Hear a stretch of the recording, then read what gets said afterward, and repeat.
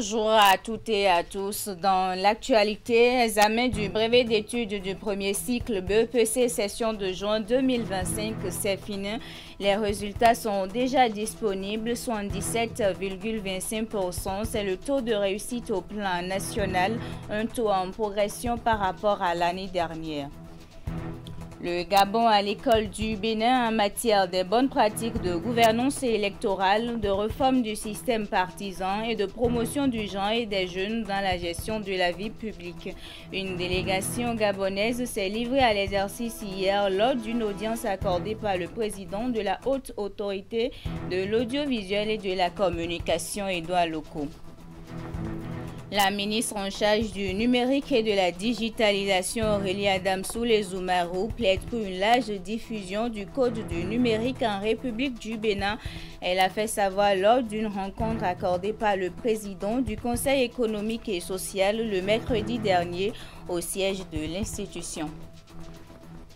Fin de suspense pour les candidats à l'examen du brevet d'études du premier cycle BEPC session de juin 2025. Les premiers résultats ont été proclamés ce matin par le directeur des examens et concours.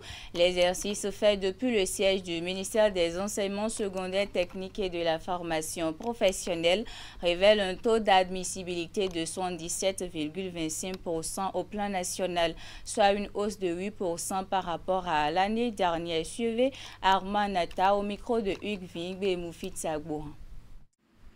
Total session normale. Candidats inscrits 128 898.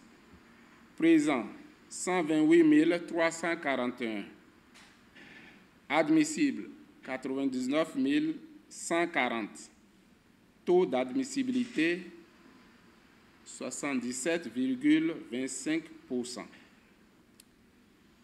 Session de remplacement. Candidats inscrits 45. Candidats présents 40. Candidats admissibles 13. Taux d'admissibilité 32,50%. Le taux de réussite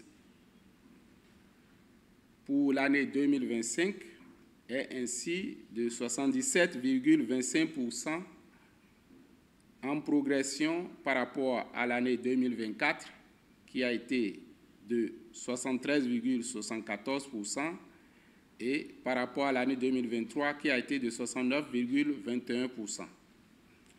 La consultation des résultats sur la plateforme e-Résultats se fera ce jour, samedi 5 juin 2025, à partir de 15 h.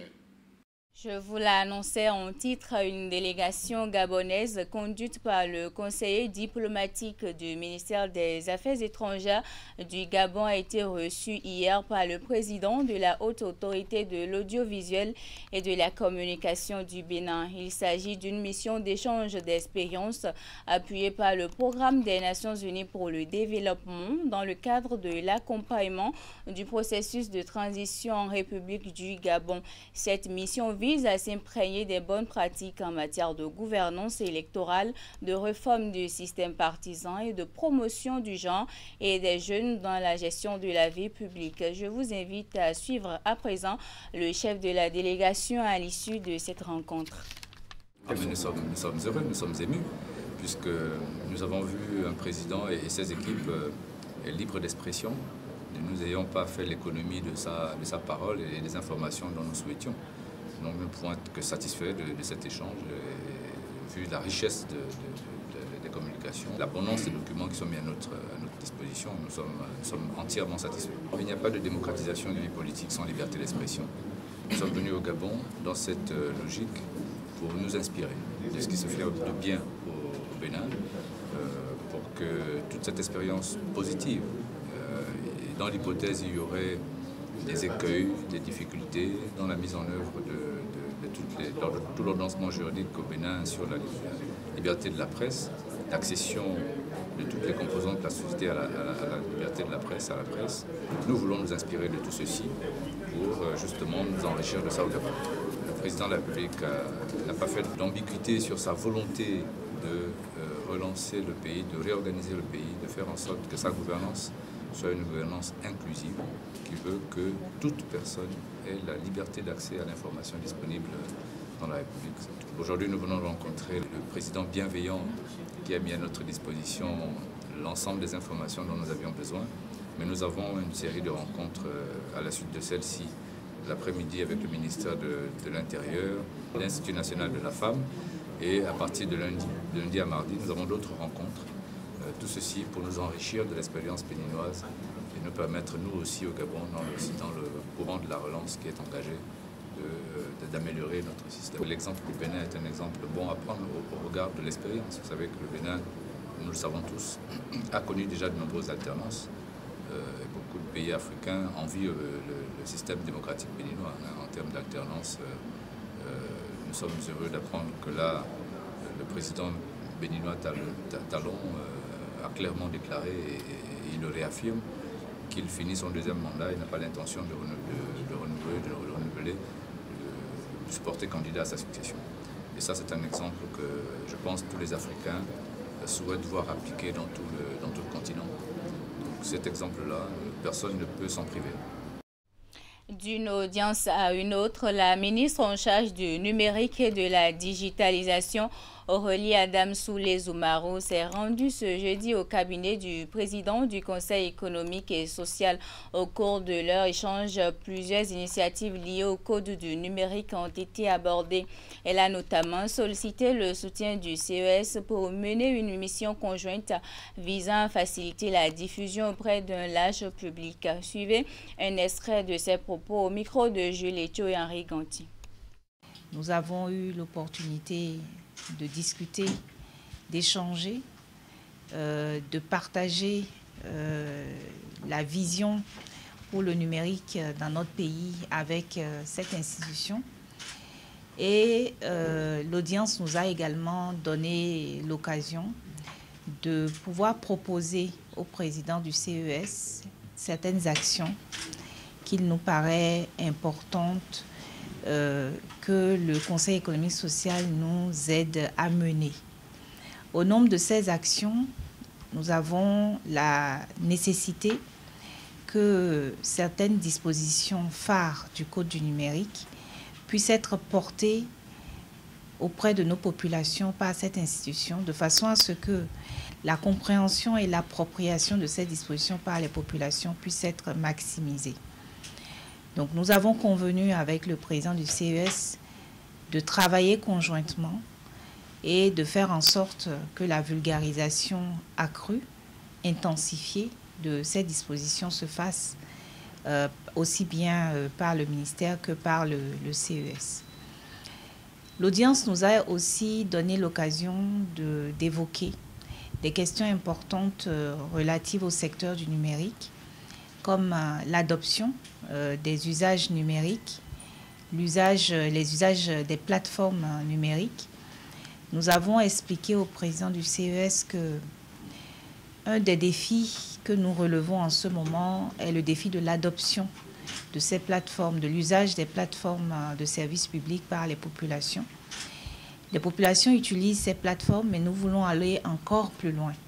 Nous voulons que cela soit un réflexe, que cela soit dans le quotidien de chaque Béninois, fût-il en mesure de converser dans les langues internationales ou pas. Et bien entendu, nous sommes en train d'évoquer ou de considérer les usages de l'intelligence artificielle pour y parvenir. Mais au-delà de cela, nous avons besoin que les messages principaux relatifs à cette adoption large puissent être également portés par des institutions du niveau du Conseil économique et social. Autre volet de l'actualité, moralisation de la vie publique car des gouvernants, c'est le thème d'une tournée de sensibilisation entreprise par la Haute Cour de justice dans 2 départements du Bénin. L'objectif de cette campagne est de rapprocher l'institution judiciaire des populations et d'outiller les élus locaux et autorités coutumières sur les enjeux de responsabilité publique et de bonne gouvernance. Après l'étape de l'Atakora, Dandignamou et sa suite était le mercredi mercredi dernier dans les locaux de la préfecture de l'Atlantique pour prêcher l'évangile de la moralisation de la vie publique et présenter la haute cour de justice. Hugues Vigbe et Jocelyn Bariga. Tout le monde est soumis aux droits, que ce soit les citoyens, les entreprises, les autorités publiques et même l'État lui-même. Ainsi rappelé le principe d'état de droit, valeur qui sert de piédestal à cette mission de la Haute Cour de justice. Loin du confort des bureaux, les membres de l'institution judiciaire et sa présidente viennent à la rencontre des gouvernants territoriaux de l'Atlantique pour rééditer un exercice, celui de la sensibilisation à la moralisation de la vie publique. Notre présence ici aujourd'hui répond à une volonté toute simple. Rappeler sans détour les principes qui fondent la responsabilité des plus hauts dirigeants de notre pays. Ce que la loi exige d'eux, ce que la République attend d'eux et ce que le peuple espère d'eux. Le préfet du département, hôte de cette mission, salue la pertinence de la démarche. Le rôle des autorités locales est crucial dans ce processus. Elles sont les premières sentinelles de la légalité et les premières interfaces entre l'administration et les citoyens. Je voudrais à ce stade saluer le courage institutionnel qui sous-tend cette initiative de sensibilisation. Dans un contexte de renforcement de la bonne gouvernance, de lutte contre l'impunité et de consolidation des institutions républicaines, ce dialogue entre la justice et les autorités locales est salutaire et nécessaire. Ce rapprochement inédit de la Haute Cour de justice de l'administration territoriale a une finalité, faire des élus locaux des partenaires stratégiques de l'institution judiciaire. Nous avons besoin de relais lucides, de relais courageux. Vous êtes ces relais pour dire ce que la Haute Cour de justice est, son rôle, son importance dans un état de droit. Cette rencontre, dernière étape de la tournée de Dandy Ndiamou et son équipe, est marquée par une présentation imagée de la Haute Cour de justice, suivie d'une phase interactive. C'est les vacances scolaires un peu partout au Bénin depuis quelques jours et pendant que cette période est faite pour le repos et la distraction, pour beaucoup d'élèves, certains s'adonnent à des occupations utiles qui leur permettent d'acquérir de nouvelles connaissances. C'est l'exemple de plusieurs centaines d'élèves et de jeunes de Cotonou qui participent au projet Culture de Quartier qui est à sa 7e édition cette année. Un projet soutenu par la mairie de Cotonou dont le top a été donné le jeudi dernier à Cotonou. Voici les précisions avec Candide Rouneto et Eder Nkwebi. Des enfants réunis en groupe dans cette salle de l'ancien siège du 3e arrondissement de la ville de Cotonou. Ce n'est pas un travail de groupe qui est en cours, comme en salle de classe, mais plutôt une session pratique autour du chantournage. Il s'agit de l'un des ateliers au cœur de la 7e édition du projet Culture de Quartier, porté par l'association Jeunesse Défi 2020. Un cadre de formation pratique de quelques semaines pour plusieurs centaines de jeunes durant tout le mois de juillet. C'est un rayonnement que nous essayons d'apporter dans chaque quartier de Cotonou à travers cette organisation pour permettre aux jeunes élèves, étudiants, déscolarisés de se retrouver dans un creuset pour bénéficier d'une formation en métier pratique de main. On apprendra aux apprenants à faire des objets décoratifs, des amurales. À partir du lundi, on va commencer avec la théorie, leur apprendre ce qu'il faut faire pour entretenir une plante. Par exemple, les entretiens à apporter à une plante, l'arrosage, le désherbage, l'amendement, tout ça là. Cette année, les jeunes apprenants massivement inscrits seront initiés dans 13 différents domaines, dont la pâtisserie, la restauration, la coiffure hommes et dames, l'attache foulard et la culture, la photographie, le chantournage, le tricotage, le maraîchage y compris. Les enfants vont passer ces vacances-là dans de très bonnes conditions en participant à ces ateliers-là, parce que ça va leur donner un plus. Le second, c'est que ça va permettre à chaque participant de découvrir en lui-même son talent.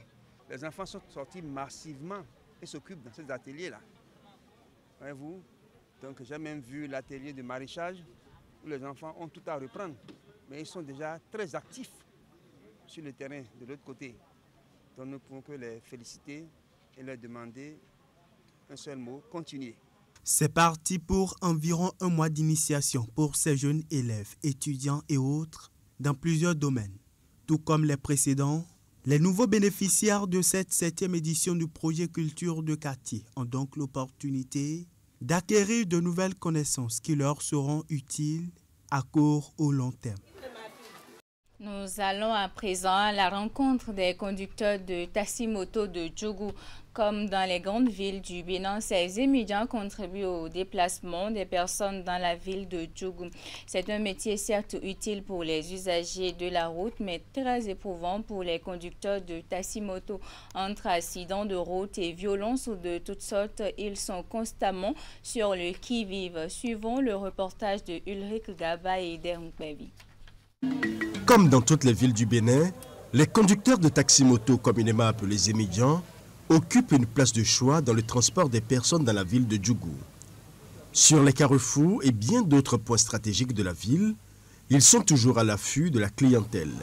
Un client avec lequel faire rapidement des courses moyennant une modeste rétribution, c'est le quotidien de ces hommes en uniforme. Dès qu'il a commencé ce métier-là, ça veut dire qu'il fait 15 ans qu'il est dans ce métier. Pourquoi il a choisi ce métier? Il faisait les travaux forcés de gauche à droite sans gain. Il y a de cause bon. Avec ça, c'est quelqu'un d'autre qui l'a dit bon. Dès que tu fais des travaux forcés, c'est pas, il ne vole pas. Hein. Il a les travaux forcés, des tricycles, des pousse-pousse. Avant c'était pousse-pousse, c'est pas tricycle, c'était les pousse-pousse. Il faisait ça, bon, quelqu'un l'a dit bon. Si tu avais pris la moto là, comme mon travail payé, tu n'as pas s'en sortir. C'est de là qu'il a pris la moto, là, travail payé, une vieille moto. Avant qu'il ne s'en sorte, il va filer l'argent là, la moto là, est déjà pourrie. Pour cela, avant qu'il va encore revendre la moto là, il a encore acheté une autre moto pour que ça serait le complément de l'ancien. Avant qu'il ne finisse, c'est les difficultés qui s'en chargent. S'il avait les travaux de l'État ici, qui engage, là, ça va diminuer ce qu'il est en train de trouver aujourd'hui.